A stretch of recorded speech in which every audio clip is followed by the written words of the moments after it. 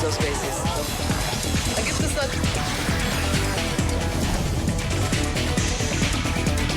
Zoom a la noticia con Andrea Bernal. ¿Qué tal? Soy Andrea Bernal, bienvenidos a Zoom a la noticia de NTN 24. Transmitimos desde Cartagena, Colombia, en el Women Economic Forum, del que somos aliados junto a nuestra cadena también amiga RCN Televisión.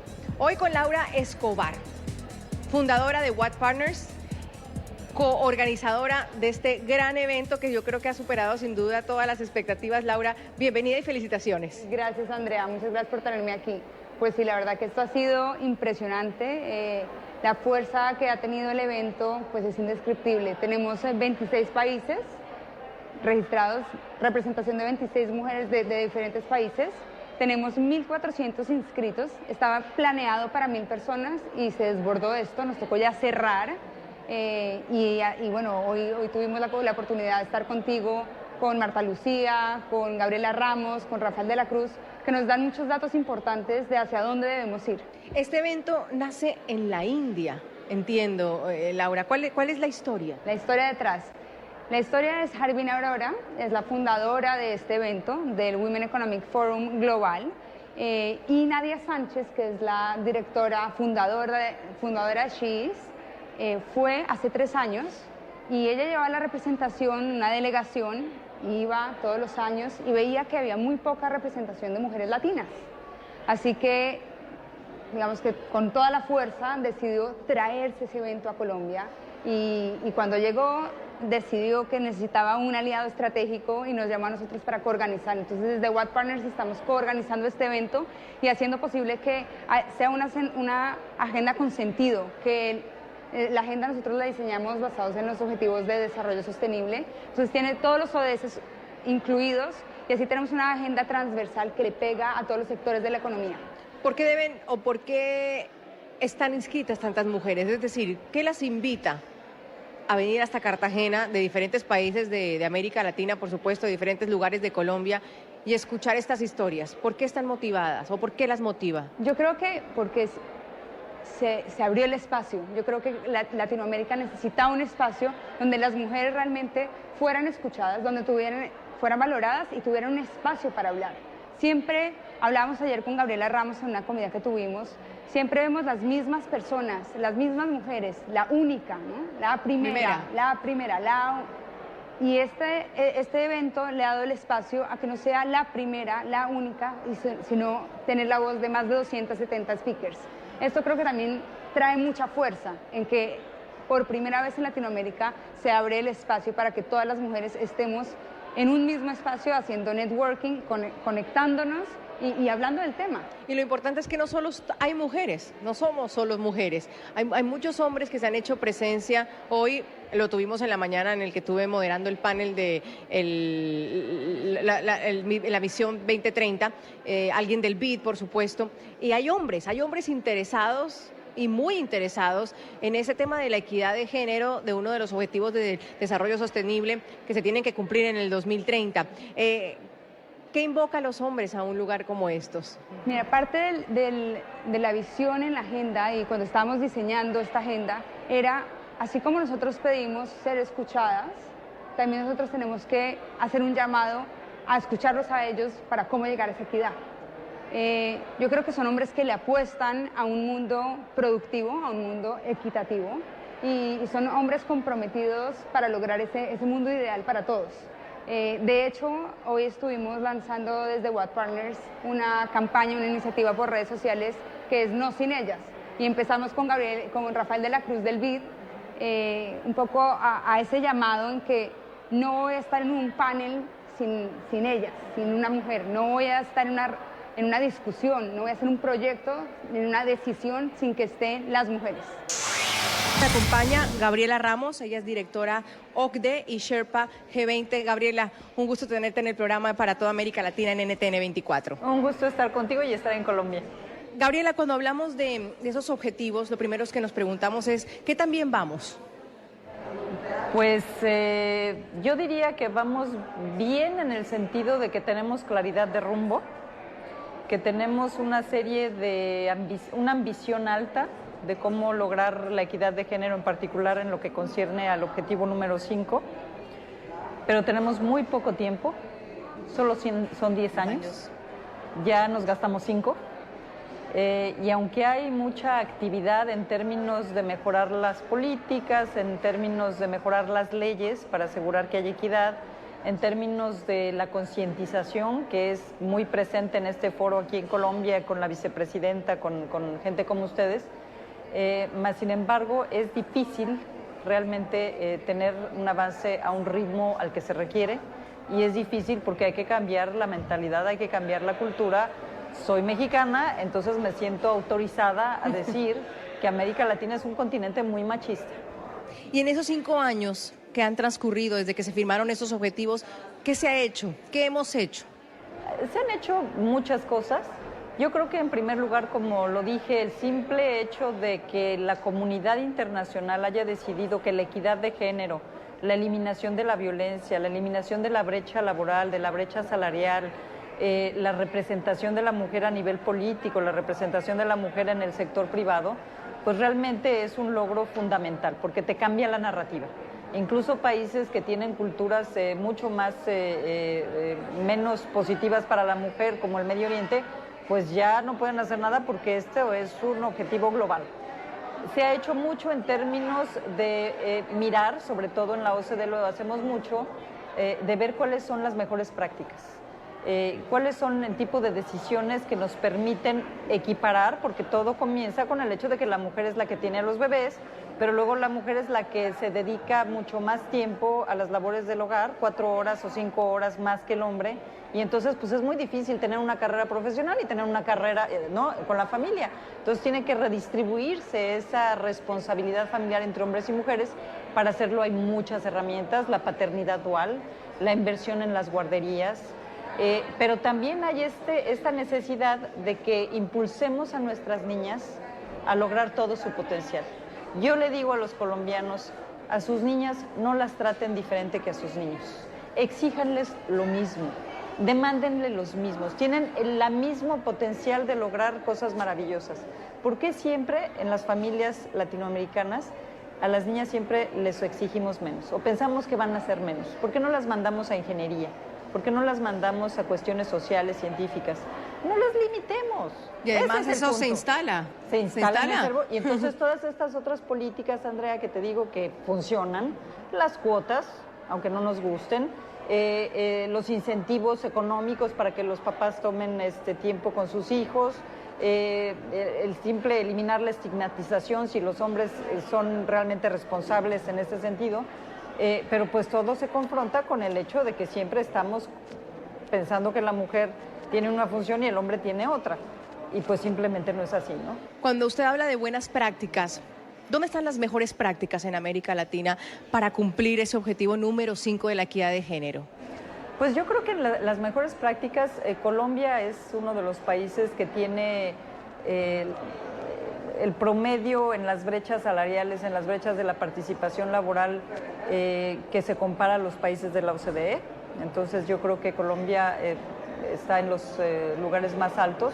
Yo te diría que Chile, Uruguay, Paraguay realmente han hecho una labor muy impresionante para tratar de disminuir esas brechas.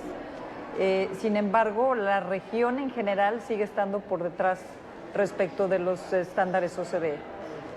La diferencia, por ejemplo, de la participación femenina se estancó en 50% y la participación masculina en el mercado laboral es del 80%.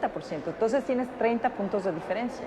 ¿Por qué? Pues por esta cuestión de que no puedes estar realmente avanzando las agendas. Y uno de los temas, porque esto es la cuestión del empoderamiento económico, mucho avance en la educación, mucho avance.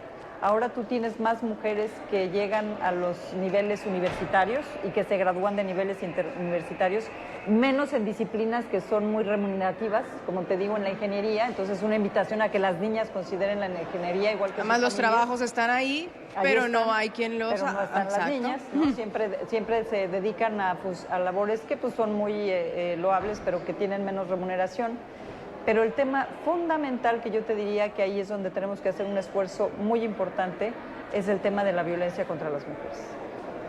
Es una pandemia universal y en América Latina no nos quedamos atrás. Invertir en el Estado de Derecho para todos, hombres y mujeres, pero con una perspectiva de género. Tener jueces que sepan lo que es la violencia contra las mujeres, que sepan lo que es el acoso sexual, que no pongan a las víctimas en un papel en donde ellas tienen que volverse casi sus propias defensoras. Tenemos que apoyarlas y tenemos que concientizar a nuestras sociedades que la calidad de la sociedad se define por cómo tratas a tus mujeres. ¿Cómo lo hacemos, Gabriela? Por el tema cultural. Hablábamos de la responsabilidad que tenemos, por supuesto, los medios de comunicación, lo que le estamos enseñando a nuestros hijos, quienes somos madres, las que son profesoras, que tienen una gran responsabilidad. Pero ¿cómo lo hacemos? Porque puede haber muchas políticas de Estado, pero una señora cualquiera de su casa que está viendo esta entrevista y dice, yo quiero hacer una diferencia, ¿qué tengo que hacer? ¿Me toca llegar a ser vicepresidenta? ¿Me toca llegar a ser presidenta? Todo empieza con la familia. En la OCDE sabemos que las herramientas más importantes para este cambio cultural que se requiere son políticas de familia. Entonces, ¿qué es lo que tienes que hacer? Tienes que tener ambición alta para tus niñas. No pensar que se van a casar y el objetivo en la vida es casarse. Qué bueno que se casen si quieren, esa es una opción, pero no es el objetivo último. Uno tiene que tener ambiciones altas para sus hijas. Necesitas faros, mujeres que te inspiren. Tú eres inspiradora. La vicepresidenta es inspiradora. Déjame decirte que en Alemania las chiquitas se preguntan si los hombres pueden ser cancilleres después de 15 años de la señora Merkel. Bueno, eso es muy importante. Ejemplificarle a las niñas que existe esa posibilidad y que ellas pueden desarrollar su propio potencial. Pero hay otras intervenciones a nivel cultural que son muy importantes. Eliminar los sesgos de géneros en los libros de textos. Yo les invito a las mamás que están preguntándose qué podemos hacer, que abran el libro de texto de la escuela primaria y chequen si siempre están las niñas bailando o sentaditas y cosiendo y los niños haciendo deporte y conduciendo camiones. Eso ya es un estereotipo de género que está determinando qué es lo que puedes hacer tú en la vida. Y en ese sentido, si uno elimina los estereotipos de género de los libros de texto, una sola política que existe ahorita en Alemania, que existe en México, que existe en el Reino Unido, quitas esos estereotipos y entonces tienes que capacitar a los maestros para que ellos mismos reconozcan sus sesgos, porque todos tenemos los sesgos. Todos tenemos los sesgos, les decimos a las niñas qué bonita eres y a los niños qué fuerte eres. Hay que eliminarlos.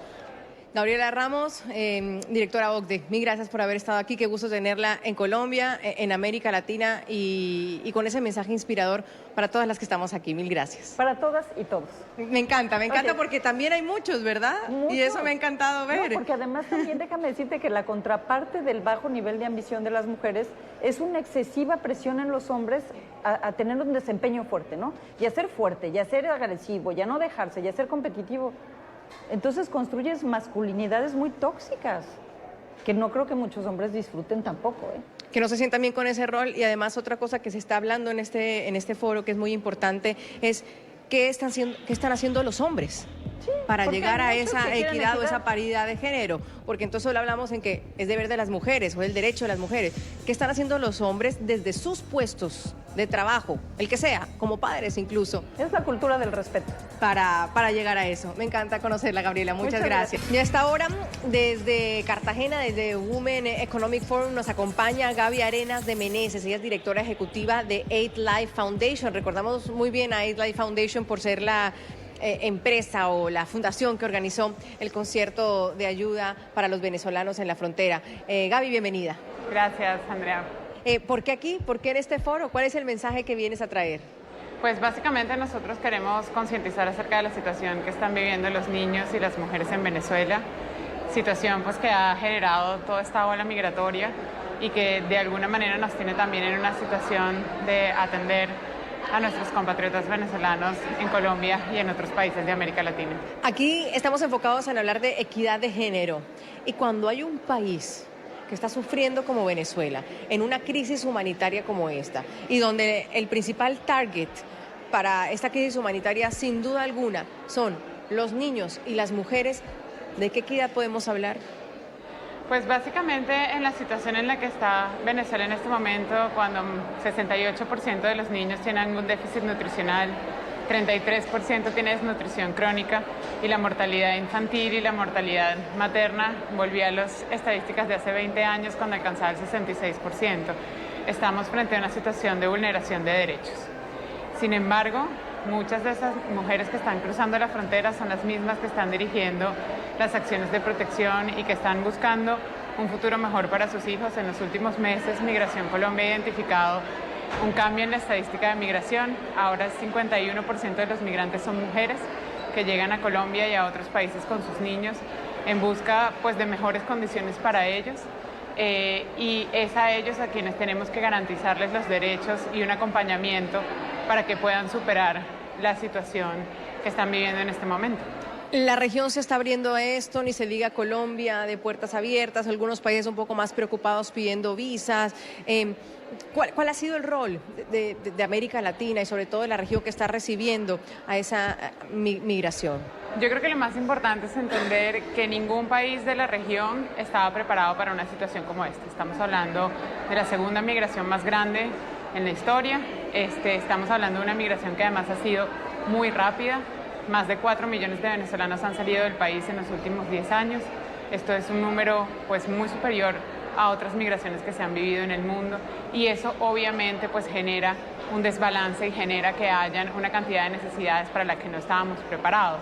Pero también ha generado una conciencia acerca de la importancia de los derechos y una movilización ciudadana como pocas veces se ha visto.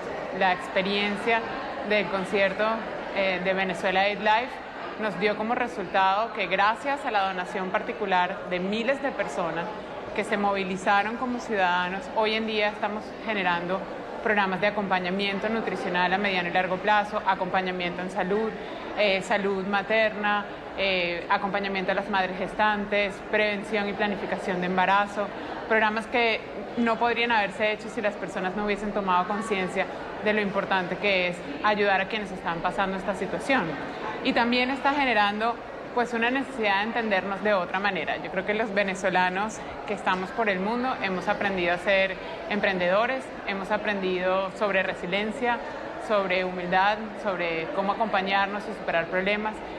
Es una crisis humanitaria terrible, no se puede negar, pero también es una oportunidad que ha permitido generar oportunidades en muchos aspectos, incluso para países como Colombia. Ya en el último año esta migración representó un crecimiento del Producto Interno Bruto de 0,5%, que puede ser mucho más si la integración es adecuada. Entonces ahora lo que tenemos que hacer es ver, bueno, cómo damos ese paso de la atención humanitaria a una integración que realmente permita a largo plazo que estas mujeres, estos hombres y estos niños migrantes pasen a formar parte de las poblaciones de sus países receptores, tengan derecho a educación, a salud y también tengan la posibilidad de trabajar y de emprender y de generar recursos para los países que los reciben. ¿Qué tan cercano o lejano está eso cuando hay países de todas maneras preocupados por el tema del desempleo? No se diga Colombia, y muchos preguntaban qué tanto ha incidido la migración colombiana en el número de desempleo.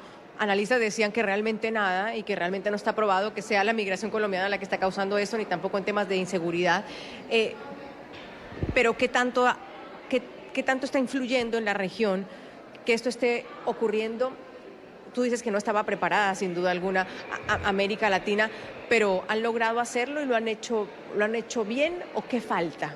¿Qué más? Que sin duda falta, pero ¿qué más falta? ¿Por dónde apuntarle?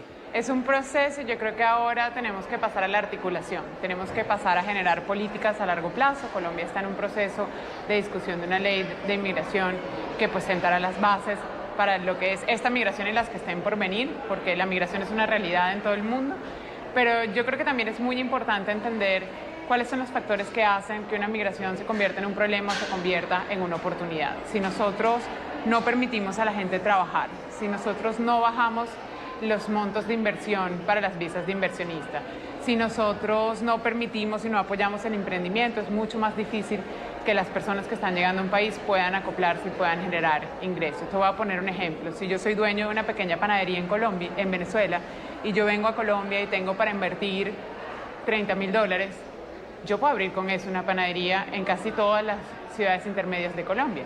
Pero si mi monto mínimo para inversión son $120.000 en algunos países, es muy difícil que yo pueda. Y esa panadería que yo quizás voy a abrir va a generar empleos no solo para mis compatriotas, sino para otros nacionales del país que me está recibiendo. Entonces es muy importante entender cuáles son esos incentivos y cuál es la manera en la cual nosotros podemos convertir esto en una oportunidad y no en una carga. Finalizo con esto. Aquí hoy estamos hablando de mujeres en estos 3 días en Cartagena. Es el Women Economic Forum con historias inspiradoras. Pero cuando miramos el tema de la mujer y el tema de las mujeres venezolanas, las historias son muy duras, sobre todo de las clases más vulnerables. Y estamos hablando de trata de personas. Estamos hablando de mujeres teniendo que alquilar sus hijos para el tema de la mendicidad, dando a sus hijos, y el tema de la prostitución. ¿Cómo está el tema de las mujeres venezolanas que están migrando a otros países? ¿En qué condiciones están? ¿Y hay oportunidades para ellas para tener otro rol u otro trabajo que no sea el que estamos mencionando? Yo creo que hay una cosa muy importante que entender, que es que las mujeres, sobre todo aquellas que son madres, siempre van a buscar cómo generar ingresos para generar mayor bienestar para sus hijos. Hoy en día, aquellas mujeres que salieron de Venezuela porque solo podían darles de comer a sus hijos una vez o a veces no podían darles de comer en un día, están encontrando los mecanismos para que coman 2 y 3 veces al día. Y todos estos retos pues generan que la búsqueda de recursos a veces sea a través de la mendicidad o a través de la prostitución, pero a medida que se abran otras oportunidades y otros escenarios, eso cambia.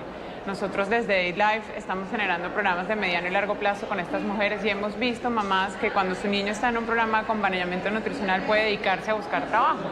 Hemos visto cómo las mujeres cuyos hijos pueden empezar a estudiar pues empiezan a dedicarse al emprendimiento. Hemos visto también como muchas otras que estaban en la prostitución, cuando tienen un proceso de acompañamiento, de planificación, logran cambiar.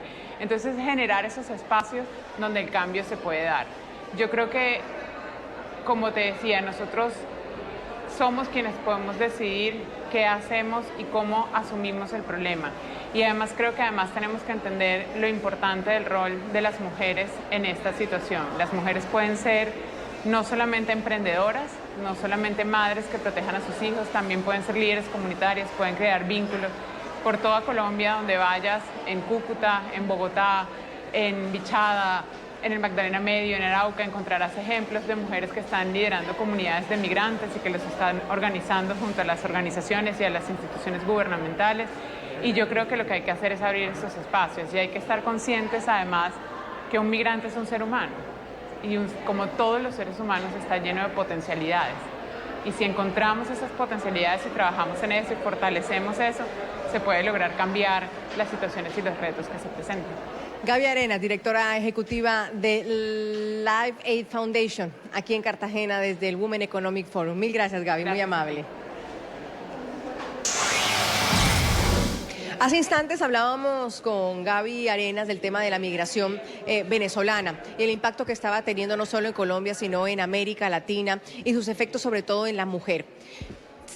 Este foro, aunque es del Women Economic Forum, también reúne esas preocupaciones. Y estoy con Valerie Durdin, ella es del Emergency Team, líder de Save the Children y maneja también el tema de la crisis migratoria venezolana en Colombia. Valerie, bienvenida a NTN 24. Muchas gracias. ¿Por qué estar aquí en Cartagena? Pues porque nos parecía importante hablar un poquito de lo que estamos haciendo y de la crisis y de las consecuencias de la crisis en Colombia. Muchas mujeres están en esa crisis, muchas de las mujeres son las que están llegando aquí para proteger a sus hijos y nos parecía importante tenerlo aquí en Cartagena. ¿Qué cifras estamos manejando al momento, no de colombianos, porque esa la sabemos, sino el tema de las mujeres y sobre todo el que está preocupando más, el tema de mujeres embarazadas además que están llegando a Colombia? Bueno, el total de las mujeres no te lo podría decir, pero nosotros abrimos una clínica de atención postparto y preparto y postpartos en La Guajira. Y solamente en La Guajira, en 3 meses que estamos abiertos, tenemos más de 1.500 mujeres que han venido a pedir a ver el obstetra en la clínica. Entonces estamos hablando más o menos de más de 150.000 mujeres en total embarazadas que han llegado. Mujeres que nunca habían recibido asistencia médica en Venezuela. Ya no hay esa asistencia médica para mujeres embarazadas. Ya no hay capacidad de planeación familiar, de ver una obstetra, ya no existe casi en Venezuela. Ahora mismo tenemos muchas mujeres que están en Venezuela, que residen en Venezuela, que vienen para poder estar en la clínica.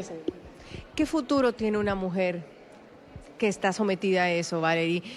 ¿Y qué futuro tiene un niño que va a nacer en unas condiciones que no conocemos?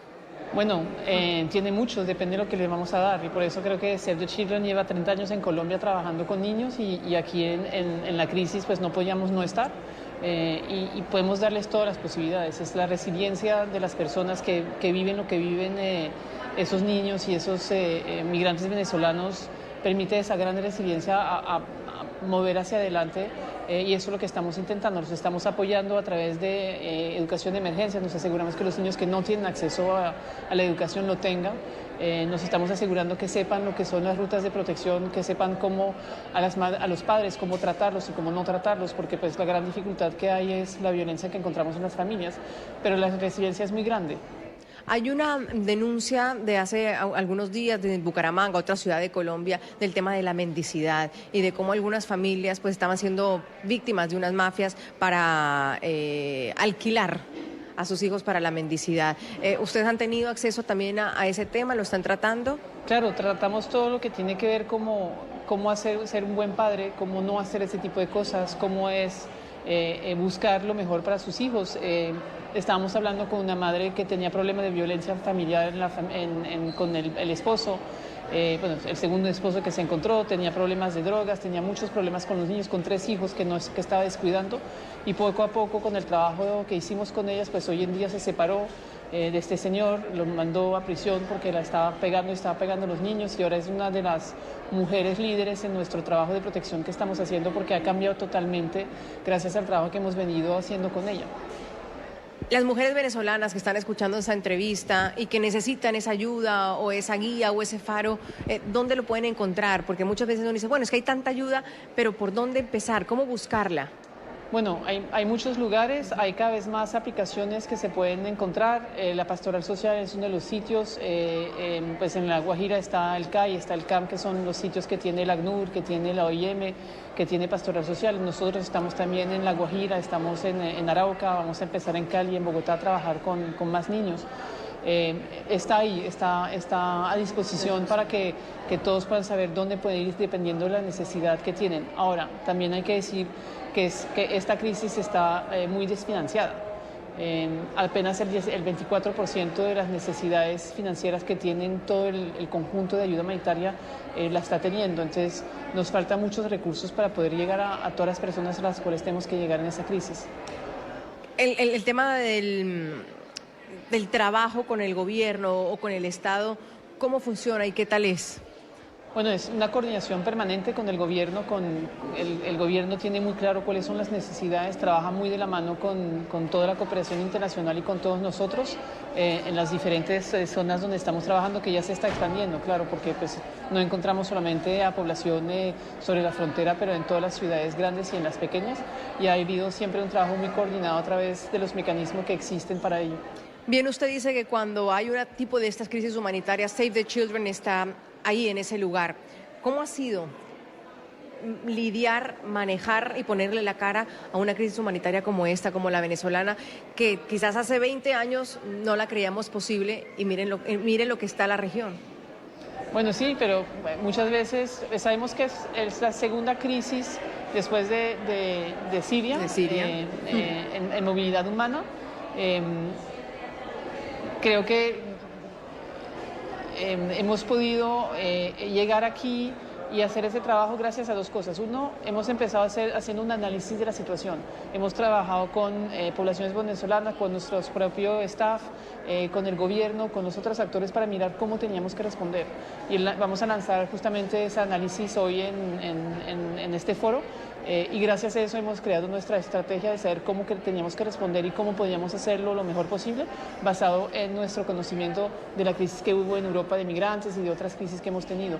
Y eso nos ha permitido hacer la respuesta que hacemos hoy, que es una respuesta bastante grande, que ya estamos en 4 ciudades del país.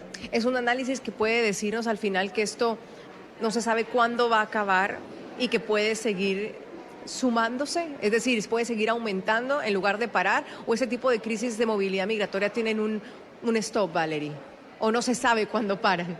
Bueno, todos esperamos que la situación en Venezuela mejore. Si la situación en Venezuela mejora, pues seguramente gente volverá. No volverá en 5 minutos, ya no hay servicios públicos, ya no hay hospitales, ya no hay escuelas. Va a tomar 15 años reconstruir ese país. mínimo.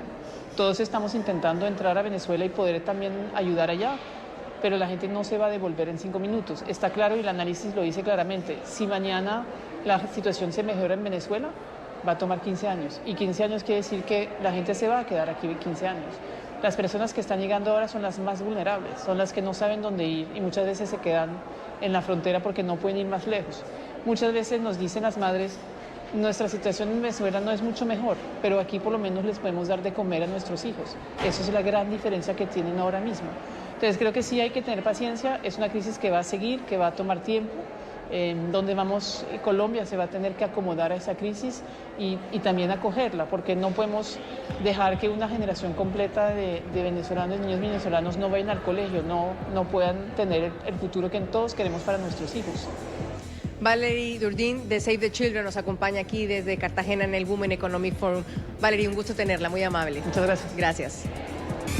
Desde Cartagena seguimos en esta cobertura especial como medio aliado del Women Economic Forum, un evento que ha unido a más de 234 mujeres, panelistas, 1000 personas que han llegado hasta esta hermosa ciudad en Colombia para hablar de empoderamiento, de liderazgo, de economía, de cómo hacer para que las mujeres también estén a las altas alturas, a las altas esferas de grandes empresas, de la política. Esto es lo que estamos hablando el día de hoy y por supuesto no se puede quedar de lejos o por fuera el deporte. Me acompaña Vanessa Córdoba, ella es una futbolista colombiana, tiene una historia de motivación muy importante para las mujeres, para las jóvenes mujeres que quieren también hacer deporte y lucirse en el deporte. Vanessa, bienvenida.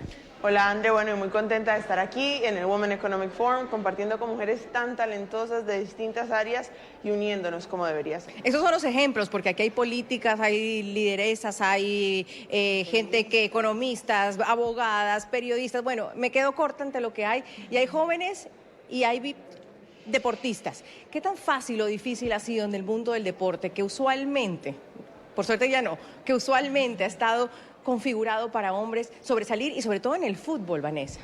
Bueno, el camino en el fútbol ha sido un poco complejo por lo que dices, todavía, no antes, todavía es muy considerado de hombres, sin embargo es muy bacano poder ser la generación que le da la vuelta a eso. Ahorita con la selección que nos comenzó a dar triunfos en Panamericanos, vienen haciendo un proceso muy chévere y ahorita con la Liga Profesional Femenina sin duda nos va a dar un impulso mucho más grande para volver a los estadios, invitar a las mujeres a jugar fútbol también. El fútbol tiene una relación, Vanessa, en nuestros países con el salir de la pobreza, con el lograr algo que la gente que a veces no puede ir a una universidad, y eso estaba muy enfocado en el tema de los hombres. ¿Sigue siendo así? ¿El fútbol en este caso o el deporte sigue siendo una oportunidad, no sé si en tu caso específicamente, pero para otras mujeres y por qué no hombres, sigue siendo una escapatoria para emprender, para salir adelante? Pues mira que en el fútbol femenino es un poco distinto. La mayoría de nuestras jugadoras estudiaron en Estados Unidos. Yo estudié becada en Ohio University. Y eso es lo que significa para el fútbol femenino, más allá de una oportunidad para salir adelante económicamente, porque la verdad es que no nos da todavía, es más bien una oportunidad para salir a estudiar o continuar nuestros estudios aquí. ¿Por qué juegas al fútbol? La verdad porque me mueve, me hace sentir viva, me parece que es una herramienta social muy grande, poderosa, que no hemos sabido utilizar.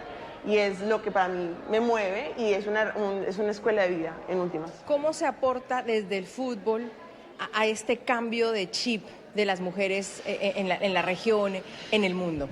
Pues en mi opinión, el empoderamiento de verdad llega cuando le das opciones a las mujeres y además le das la opción de elegir. Y lo que estamos haciendo con el fútbol es brindarle una opción más a la mujer colombiana para que ella decida, quiero o no hacer fútbol, puede elegir otras cosas. Sin embargo, todavía nos falta el fútbol en altos niveles, nos falta que los mismos medios de comunicación o que las empresas patrocinen el fútbol de mujeres como lo hacen con el de los hombres, que tenga la misma importancia, la misma cobertura.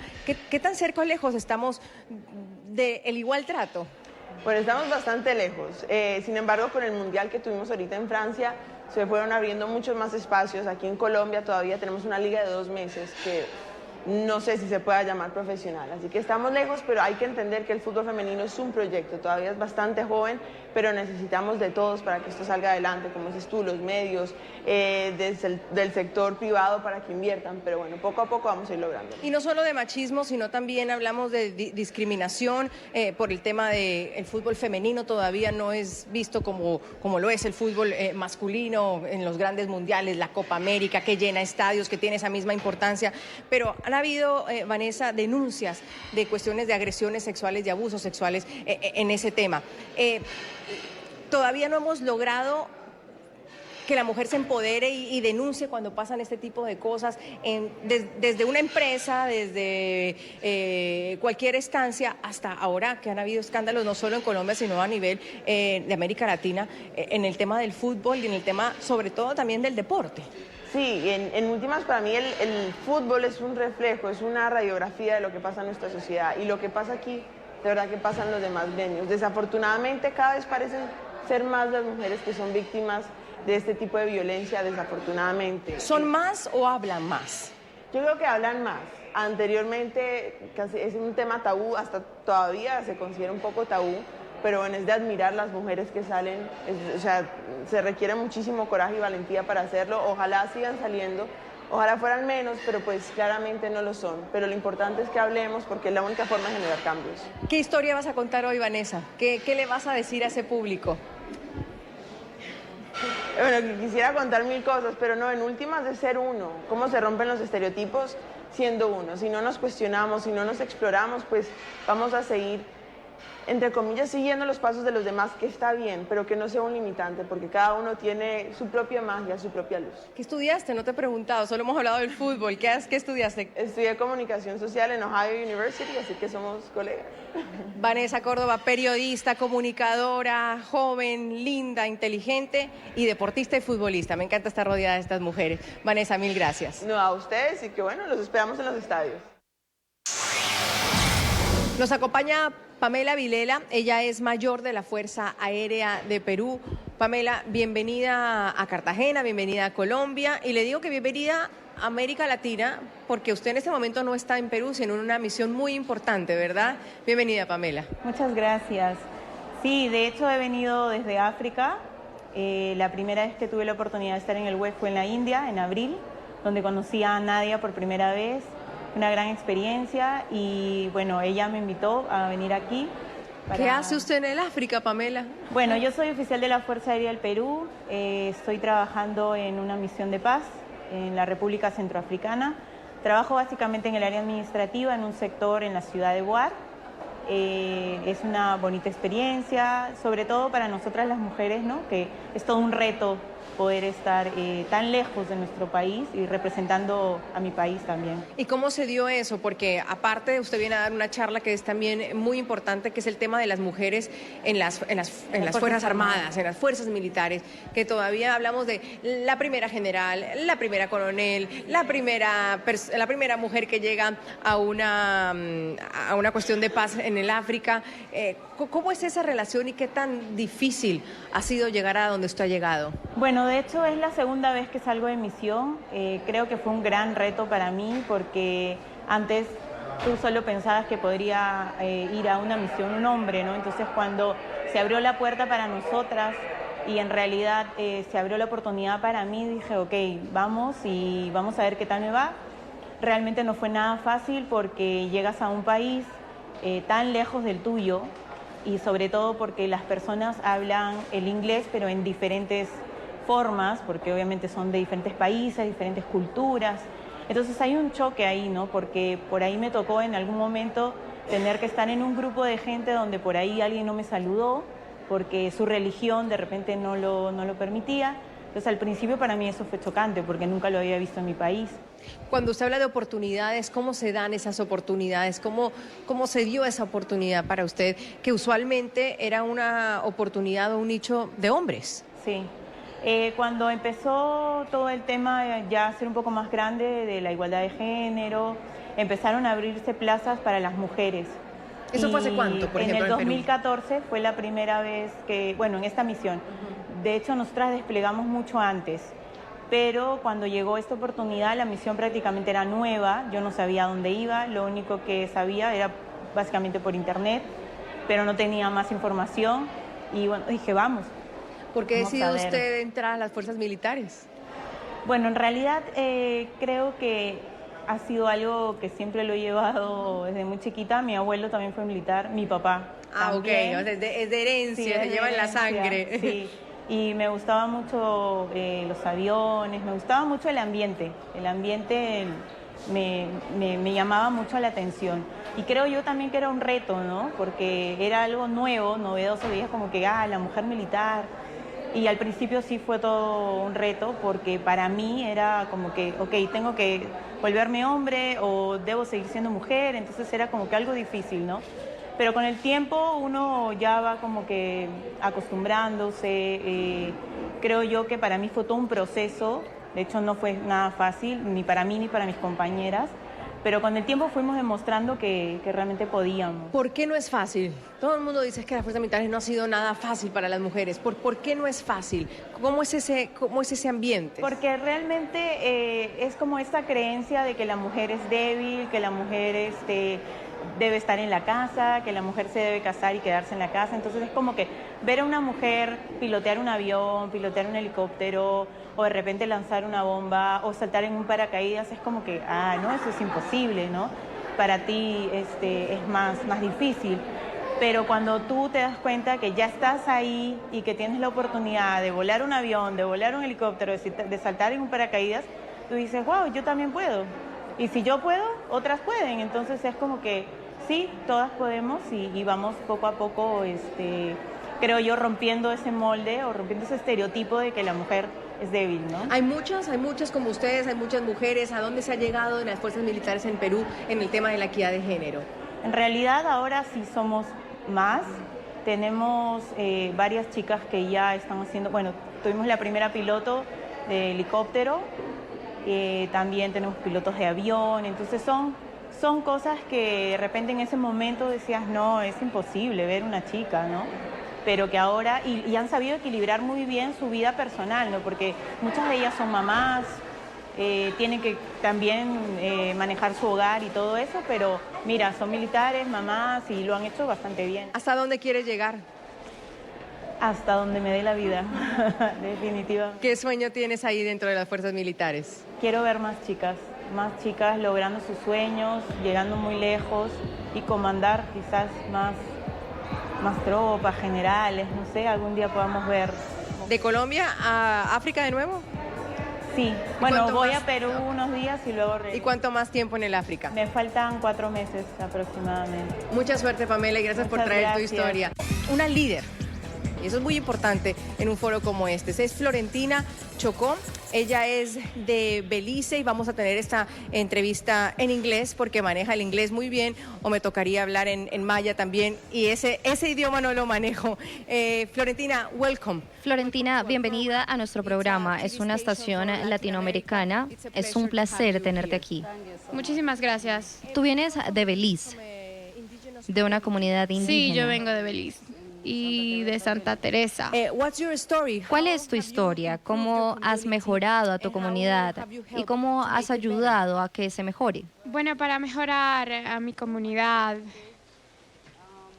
yo estuve en India por un entrenamiento de paneles solares y me quedé allí unos 6 meses entrenando. Tomé ese entrenamiento y todo iba muy bien.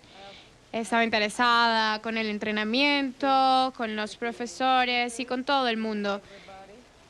Cuando yo llegué allí no sabía absolutamente nada y estoy sorprendida, me sorprendí en ese momento de ver lo que hacían los profesores, todo el sistema de paneles solares, estaba impresionada de ver, aprendía cada día cómo trabajar con esto y aprendí cómo arreglar el controlador para instalar y hacer todo. Entonces entendería que en una ciudad o en una comunidad indígena en Belice, donde no hay luz, llega Florentina con esta idea aprendida en India, que es el tema de los paneles solares. Tú pusiste esa idea en tu comunidad. ¿Cuál es el nombre de tu comunidad? Santa Teresa Village. Santa Santa Teresa Village. Y ahora pusiste los paneles solares allí. ¿Cómo ha eso mejorado la vida de las personas en esa comunidad? En Santa Teresa, cuando yo finalicé mi entrenamiento de India, yo regresé a Belice, mi país, y en 2 años esperé para que llegara el material, y cuando llegó el material, 2 años, sí, esperé, y luego comencé a instalar los paneles solares en cada casa. 68 casas. 68 casas, sí. Tienen esta instalación. En una comunidad que no tiene electricidad. No hay electricidad. Nosotros usamos velas, queroseno, y ahora tenemos luz. Mi comunidad tiene luz ahora. Y para los estudiantes que van a la escuela tienen luz para hacer sus tareas y todo lo que necesitan, y todo funciona perfectamente ahora.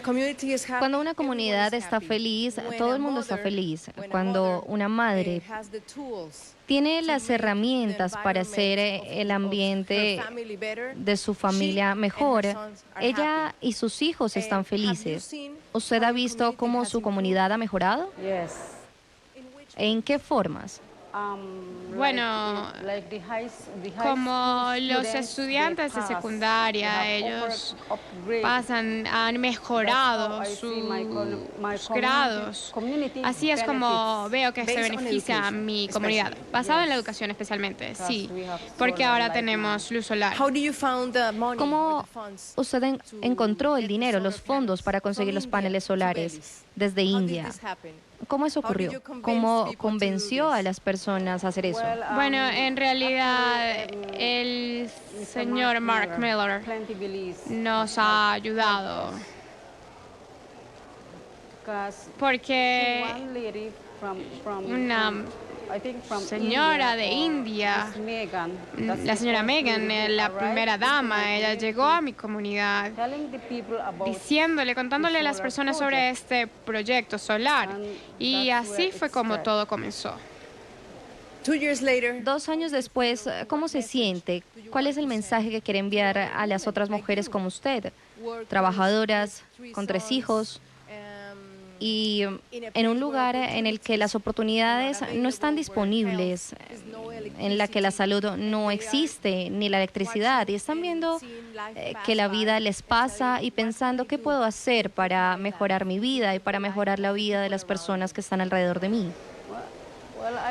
Bueno, yo quiero decir ahora, quiero animar a más mujeres y ayudar a otras mujeres a crecer más en este tipo de proyecto, para que las más jóvenes, las generaciones jóvenes, puedan continuar, ir más adelante con esto. La última pregunta, ¿qué la motivó, qué la impulsó para hacer esto y decir, yo voy a ir a India y aprender sobre paneles solares? Sí, cuando yo estuve en India, me dije, porque yo veía a mi comunidad que no teníamos luz, cuando yo me dije que yo iría y aprendería algo y lo llevaría de vuelta a la comunidad para que mi comunidad se mejorara, porque yo amo mi comunidad y ahora tenemos luz. Yo vivo en Belice ahora, en Santa Teresa. Estoy muy feliz de conocerte. Muchas gracias. Muchísimas gracias. Gracias y mucha suerte. Florentina.